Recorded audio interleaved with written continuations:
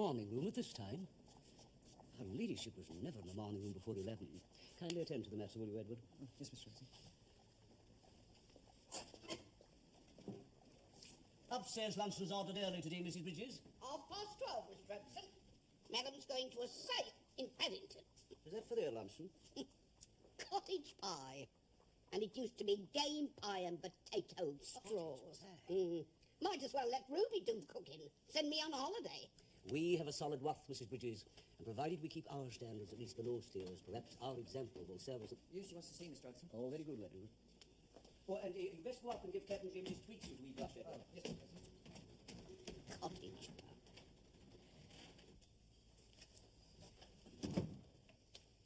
pie. You wish to see me, madam? Oh, yes. Good morning, Hudson. Madam. I'm a little worried about Rose. She looks very tired. Madam? I have asked her if she can manage, and she assures me she can, but... Well, I wondered what you thought. I think it depends on how much entertaining Captain James and yourself plan for the coming autumn, madam. Well, I think Mr. Bellamy will continue to lead a quiet life. As to Captain James and myself, I think we shall too. Quite, madam. So it will be a fairly quiet autumn. Then I presume you would wish the question of an under-house parliament to be deferred for the time being, madam. Yes, I would. Very good, madam.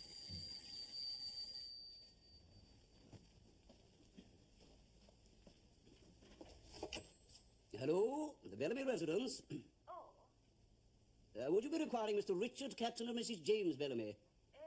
Perhaps Mrs. James. May I say who it is? The Comtesse de Tournay is calling from the Savoy Hotel.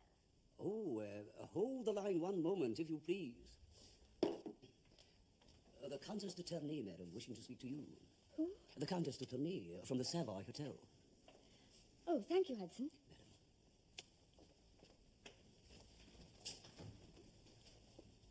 Madam.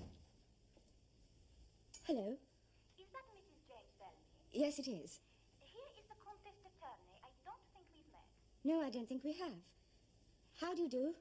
I am acquainted with Mr. Richard Bellamy. He is still at this address? My father-in-law. Yes, he still lives here. I have just arrived to London. Oh, you did? Where did you just arrive from? Vienna. I find myself passing through London on my way to New York, so of course I must telephone. A cousin of mine in Paris, the Baroness Ritten, you must know her, told me that poor Lady Marjorie went down in that ship, and her son is since married, and you are all still at Eaton Place, so I should like to call on you. Richard may not remember me well. It was many years ago at the Hofmannstals.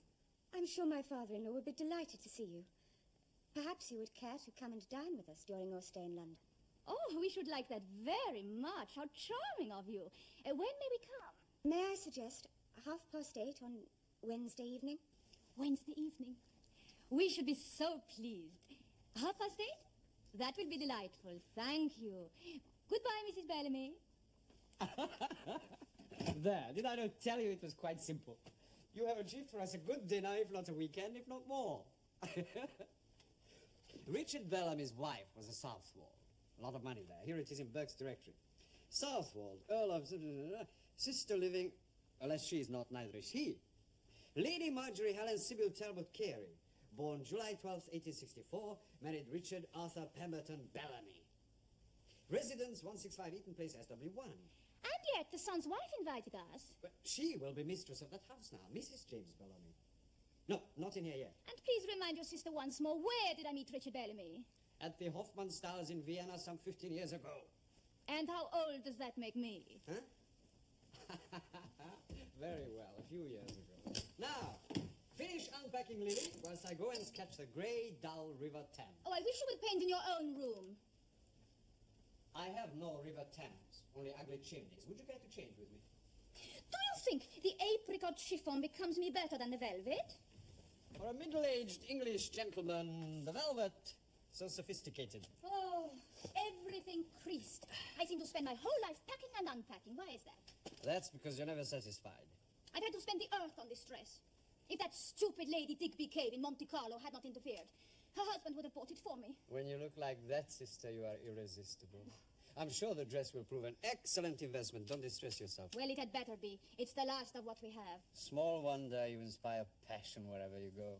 while you sketch and you paint and If one has a pretty sister, why not make use of her? I have talent with my brush. You have other talents, so one must subsidize the other. Well, Rube, you're not to be made of all work any longer, but head house parlourmaid again. It's not before time, neither. We're engaging an under-house parlourmaid forthwith. What's more, before Wednesday. Uh-huh. What's so special about Wednesday? There will be guests for a dinner party on Wednesday evening, Mrs. Bridges. Yes, for a dinner party. Oh, that makes a change. Back in the swim again, are we, Mr. Hudson? Oh, well, I'll have to have Ruby back in the kitchen full time again. Oh, naturally, Mrs. Bridges. That means the kitchen sink for you, Ruby. Lovely. What sort of guests, Miss Stratson? They will be of a continental nature. That means they'll be foreign. Not German, I hope. French, Mrs. Bridges. French. French? Oh, la la. I wish you were not so afflicted with integrity, Kurt. Then you could take a rich bride, and I should not be obliged to look for a rich husband. This Mrs. James Bellamy, what is she like, do they say? Young? Beautiful? A pleasant woman, I have heard, but without style. Her husband? He has an eye, they say, for a pretty face and was once the subject of much gossip. Oh, respectable women put up with anything rather than make a fuss. They always lose their husbands in the end. At least I lost mine by my own bad behavior. Well, there is some dignity in that. And this Richard Bellamy, the father, he is very rich, you say, and not too old. He lives in a bon quartier, Belgravia. Butler opens the door. He belongs to the best clubs. Of course, he's rich. Such Englishmen always are. The more Philistine they are, the richer they remain. You see, here in England, they have nothing to spend their money on but horses, fishing rods, guns, and clubs. There must be a limit to that. Should I become Mrs. Richard Bellamy, all that would have to change. I think I should like to have a salon to patronize the arts. I would make landscape painting fashionable, my dear. Admirable. But tonight we must find a cheap little cafe somewhere and buy our own dinner. Yes? Yes.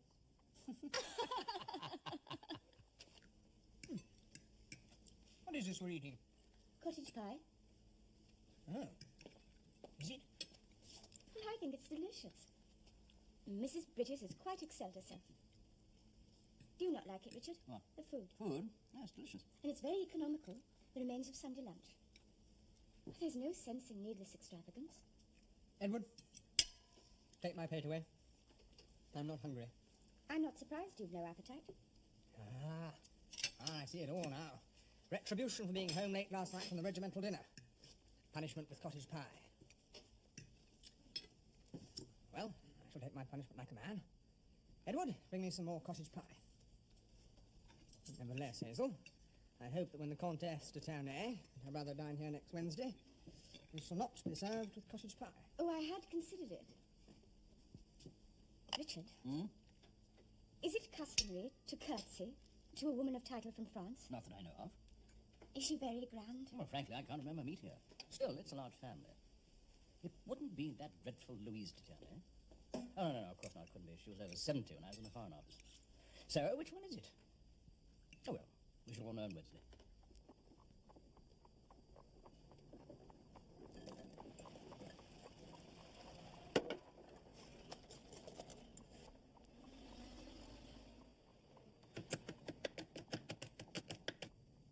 Now then, Ruby, you better get on with the breadcrumbs.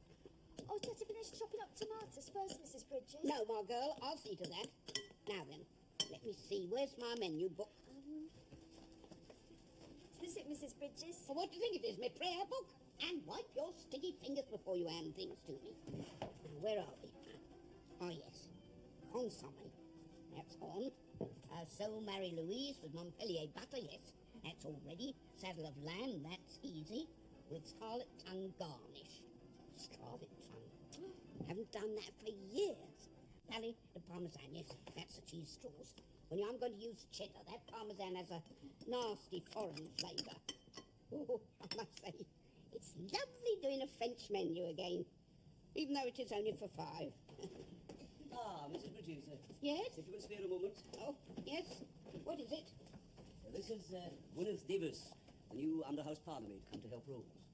Oh, yes. For you, Mrs. Bridges, a bunch of wild flowers.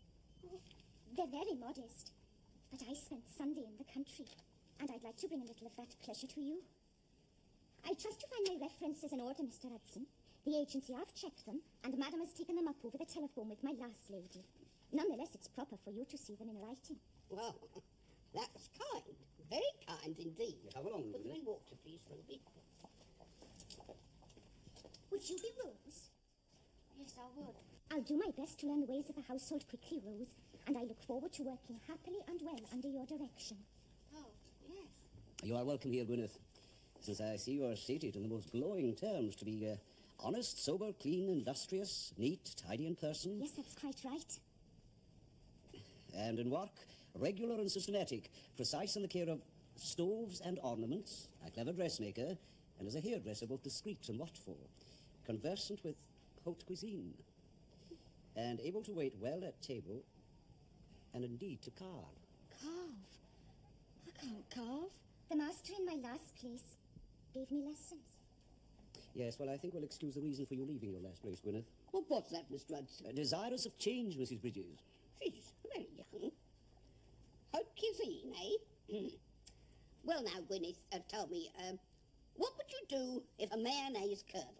Add a tablespoonful of iced water and beat it till it emulsifies once more. I must say. If I could be shown to my room, I could change and start my afternoon work. Idleness is abhorrent to me. My hands quite dance about from lack of occupation. Yes, well, if you'll follow me to the pantry, Gwyneth, I'll give you a written terms of service. We follow many of the old ways here. A glass of ale a day, 1 day off a month, 2 hours on Sunday mornings for church, or chapel, every second Sunday evening off, wages regularly and quarterly, washing provided. Maybe she snores. Must be something the matter with her. There is. She's Welsh.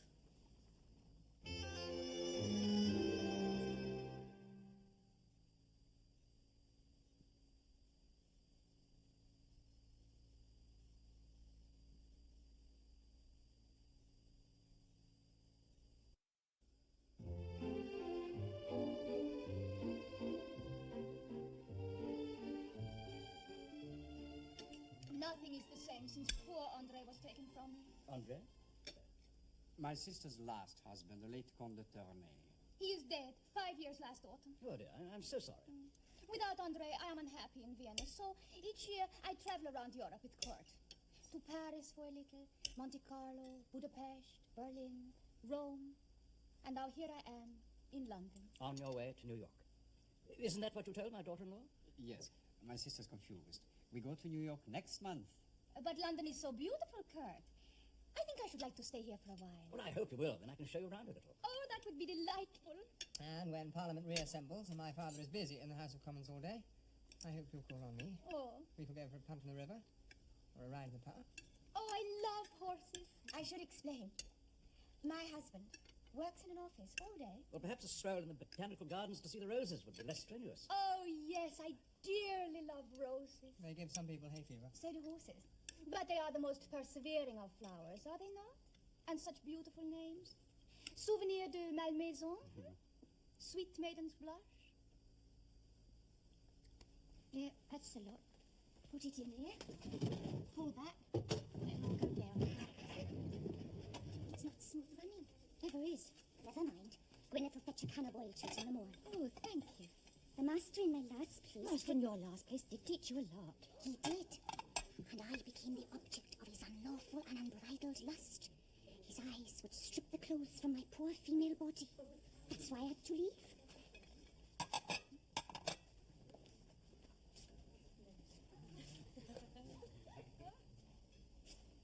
Please, Edward. As I was saying, the parlour maid had followers in the kitchen on the cook's night out. Our local Bobby, too. As I was saying, they would be quite unchaperoned for at least 5 and 20 minutes. I wouldn't dare go in, for fear of what I might see. Go on, Ruby. Collect up the dirties. Look sharp. Yes, Mrs. Bridges? Tell me about your English Parliament. Kurt tells me you are a most important personage. Oh, no, not really. But you make the laws, yes? Oh, I like a man who makes laws. Strong men make laws. Well, unfortunately, my party is not in office at the moment. No, my father merely opposes the laws that the present government try to pass. But to oppose, one must be even stronger. Are you interested in politics? Oh, yes. Our Prime Minister is a very old and close friend. Oh, he's such a nice man, Count Sturck. Yes, I'm very sorry to read in the Times that he's abandoned the Bohemian diet. I know, much too fat. I meant the Czech Provincial Assembly. So did I. You know, for the life of me, I can't remember meeting you at the Hofmannstadels. But how could one forget a person of such charm? To tell the truth, I also cannot remember meeting you. But we are together now, so... It is my brother who tells me we have met before. And what my brother says, I must accept. No doubt your brother has a livelier... Imagination? I was going to say a livelier memory than yours. Yes.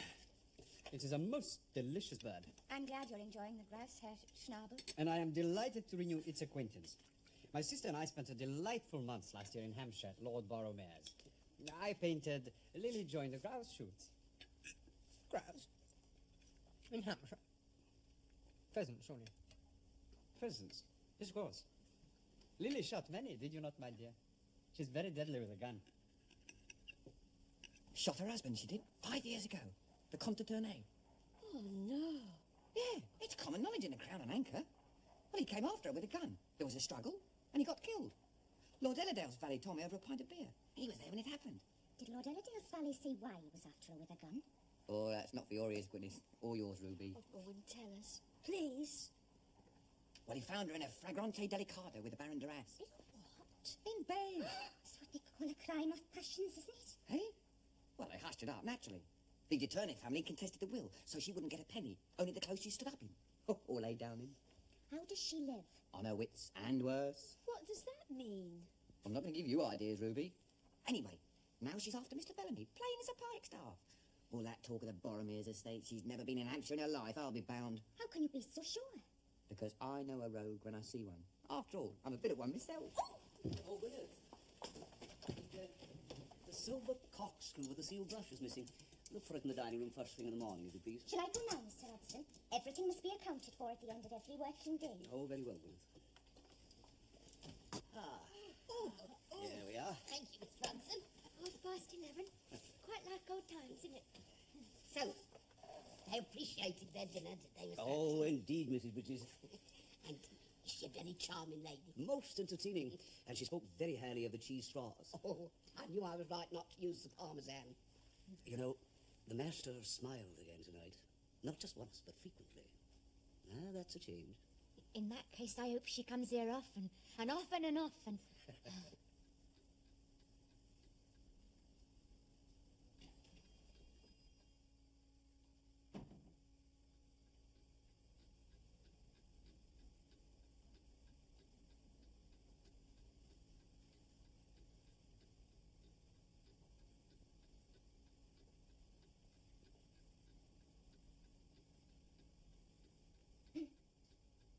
Excuse me, sir. Oh, who's that? It's the new maid, sir. Gwyneth, sir. Oh, good evening, Gwyneth. I hope I'm not disturbing you, sir, but Mr. Hudson sent me to look for the corkscrew. Oh, is that it? It was under the table. Yes, sir. Thank you, sir. Yes. Well, I hope you're going to be very happy with us, Gwyneth. Oh, I think so, sir. Well, good night.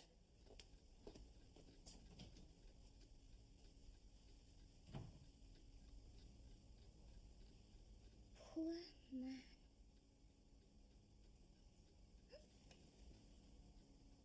Forgive me, my lady. Well, I hated telling all those lies, little brother. You spoke nothing but the truth, I think. I spoke from my imagination. But of course, it's a good one. Oh, I'm a very creative person. Now, when you go to see the roses with Bellamy, the picture gallery first, then the botanical gardens, Ah. Friday. then tomorrow you will spend in the library, finding out all about English landscape painting and details of all that is to be seen in the gallery. Oh, Kurt, you can't still be hungry. On Friday, you will wear something that sets off your shoulders well. Why? Because Richard Bellamy appreciates shoulders. How do you know that? From one of the paintings of his wife in the house. I hope they are as rich as I assume. I must make some more inquiries. Possibly the Southwold Guild is wearing a little thin. He had a somewhat dusty and defeated look. but so attractive. Oh, hello. Where's your father? I thought he was coming with us to Harrods. My father is about to escort the Comtesse de Tournay to the picture gallery. Oh, is he? Life for the old dog yet, eh? I can't help but be amused to see you both taken in.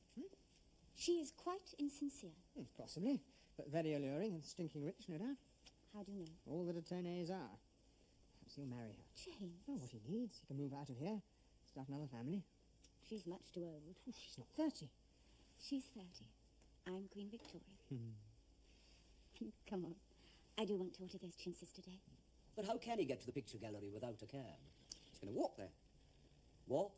Yes, through Green Park. That's why he's asked me to put him out a pair of really strong shoes. Strong shoes? In town? For walking through the park with a scarlet woman. No, that's enough, Edward. God, that's not half the stories I've heard about him, Mr. Then Russell. shut your ears, my boys, I have. The Countess de Tournay is a titled widow of ample means, and it is not our place to pass moral judgment on the behaviour of our betters. That is for the Lord above. Besides, a wee walk through the park might do the master a pound of good. But you just said... He needs to get some fresh air before the winter sets in. Oh, it's only August. Be quiet, Edward. The master doesn't get out nearly enough, you know. Well, the stories I've heard in the Crown and Anchor are certainly different. There's one...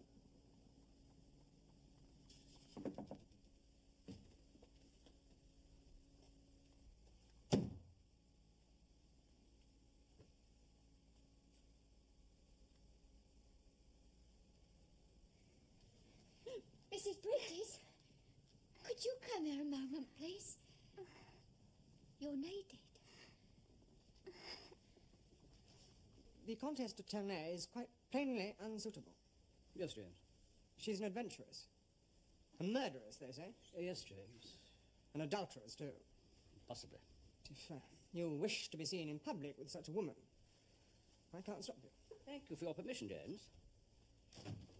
Richard, your tie pin has been found, and your other single cufflink. Where? Let me judge. In the apron pocket of the new maid. Oh, is she, a little mad, do you think? Oh, not mad, but a little eccentric, certainly. Oh, if she's dishonest, Hazel. You must dismiss her. I think that's a little harsh, James. No, servants only take advantage of kindness. That's what Mother always used to say. Give them an inch and they take a mile. She must go at once. No. Reprimand her. And then forget about it. Those are my orders, James. What would she want with a single cufflink and a tie pin? She has conceived a fondness for you, Richard. Oh, no. Really? Yes. Poor creature. Well, she'll get over it. I must go to luncheon with Lily. Let off, eh? It's more than you deserve, my girl. I don't know what comes over me. From now on, you must pray for guidance to the Almighty Father, my girl, that he might deliver you from the powers of temptation. Here on earth, you can be sure that we'll be keeping a close watch on you. Please watch me and save me. You see, I hurt inside. I'm lonely.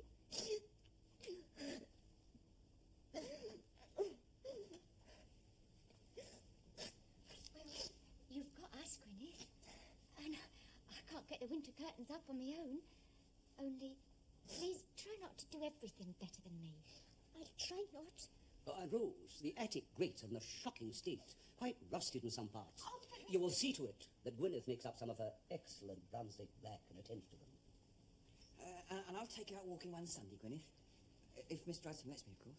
It's not fair. What's not fair, Ruby? Nothing, Mrs. Bridges. It won't do, of course. Of course not. But each as bad as the other. I know. But we are much nicer than the people around us. Oh. Yes. But we must love them. We have our duties to them. And we cannot hurt them. I suppose not. Will you be very grieved? Oh. A little. You? Well, I'm a man for marriage, or nothing. I don't think either of us can afford to marry without money. No.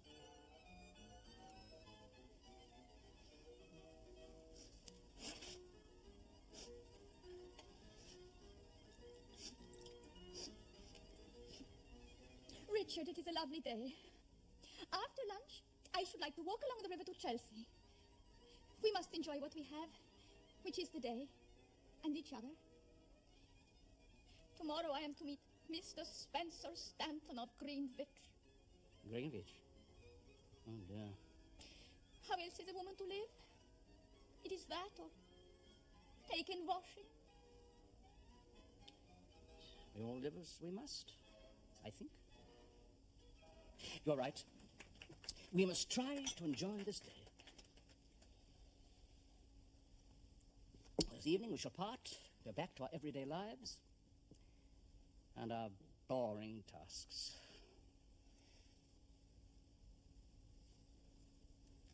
These moments are precious. They should be gathered in and treasured. They're all we have.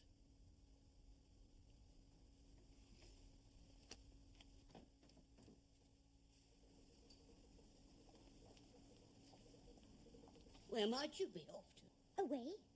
Do not disturb yourself, Mrs. Bridges. I've left a little note for Mrs. Bellamy on the hall table.